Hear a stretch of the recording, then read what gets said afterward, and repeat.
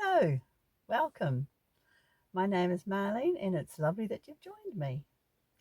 Now, like most of us, we've grown up with family recipes that have been handed down from generations and they involve large quantities. Now, when I went through life, I had my own family, and of course, those same recipes were used time and again. And then I found myself on my own. And to start with, I was trying to make those same recipes, but they weren't working just for one. And what I had to do was evolve over a period of time to make foods that were more suitable for a single person. Now, this little camper has a double burner, and that's LPG fueled from a tank outside in a compartment. So I'm basically looking at that kind of heating, and I have a propane emergency stove that runs on the cans of butane. Now, what you have to do is think about what it is you want to cook and what kind of heat it requires. Now, the utensils that I've slowly whittled down because a lot I didn't need, but what I find are my go-tos now. I'll show them to you. First is a frying pan. That's really important. A high-sided frying pan such as that. It's not too big, because if I have it too big, I fill it and then I end up with too much.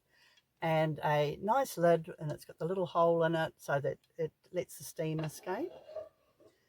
Now, with something like that, by regulating the temperature of the gas, you can toast sandwiches, make toast, you can cook stir fries, reheat foods, and something like a baked potato, you can wrap it in tin foil and reheat it that way.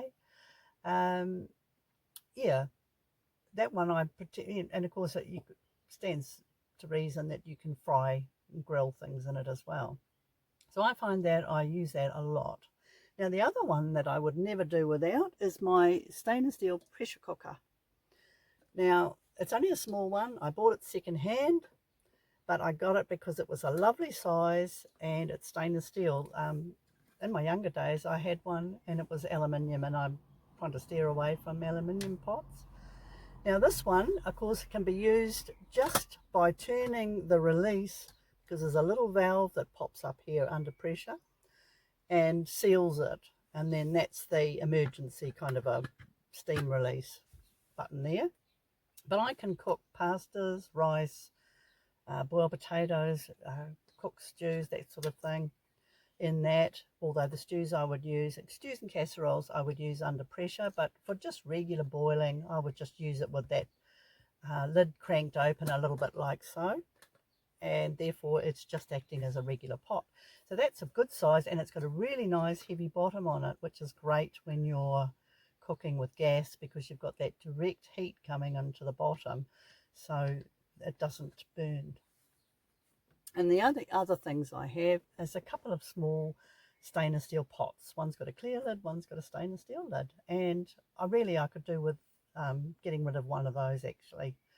But those are good for just heating up a little bit of water if I want to have a hot drink, or if I want to just cook noodles or something simple that only requires small volume of heating. Now, like I said, with the frying pan, you can do so much with that.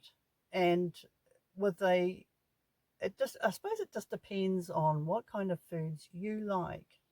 So I'm not a vegan or a vegetarian. So for those of you that prefer a vegetable diet, that's fine. You can still cook those same recipes that you particularly enjoy in those utensils. I mean, my protein is animal, but you would fry your protein accordingly. What I've got into the habit of doing though is cooking like pasta or rice or even potatoes. I would cook enough that would do me for 2 meals. Now, usually I'll have one as a hot meal, and then the next night or the day after, I wouldn't leave it any longer than, the 2 days. I will have that as a cold dish. For example, if I cook pasta the first night, I would have that as a side, perhaps with some grilled meat. The second night, I would make it into a salad by adding the cold leftover meat and adding it to the pasta dish and including other ingredients to suit.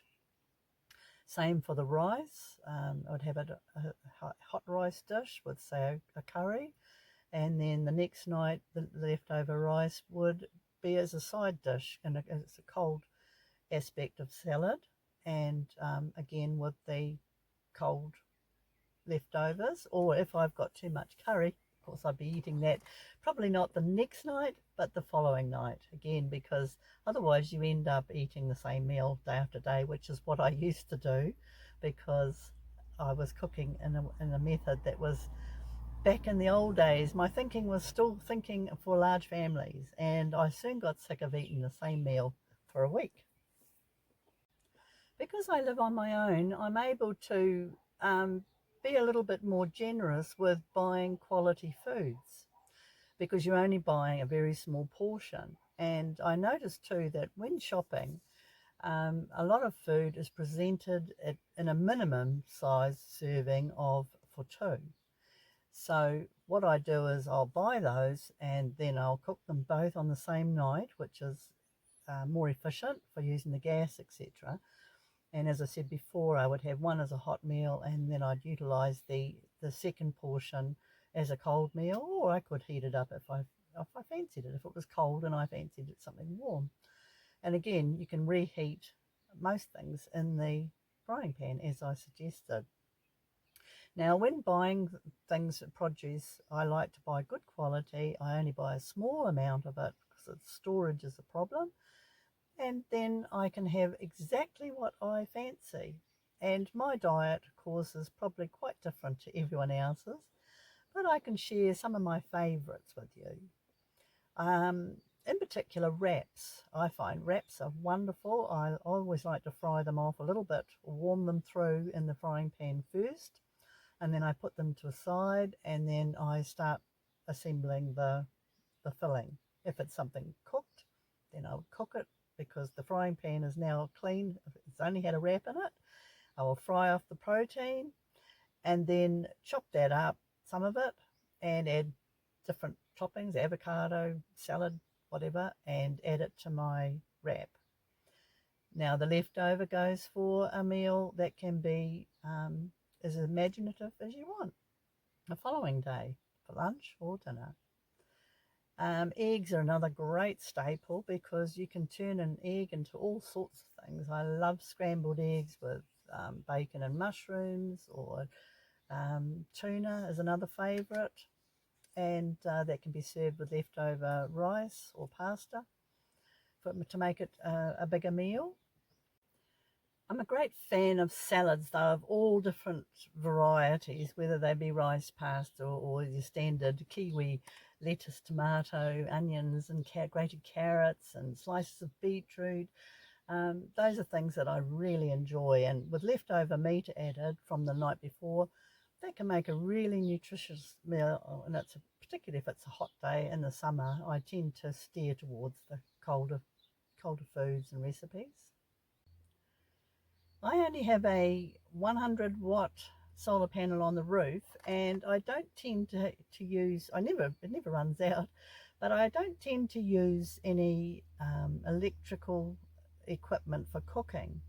I did buy a small blender, a USB rechargeable blender, which is excellent, and I'm going to be using it more this summer because that's predominantly for smoothies, which I really, really like.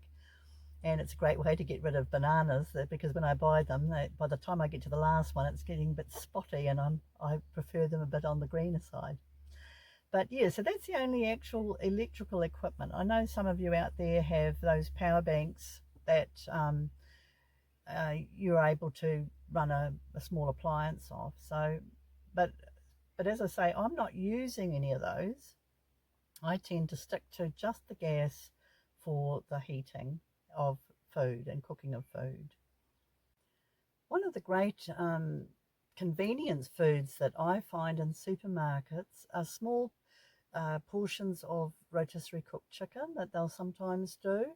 And again, there's usually even the smallest pack, there's enough chicken there for me to have as a protein for one meal hot.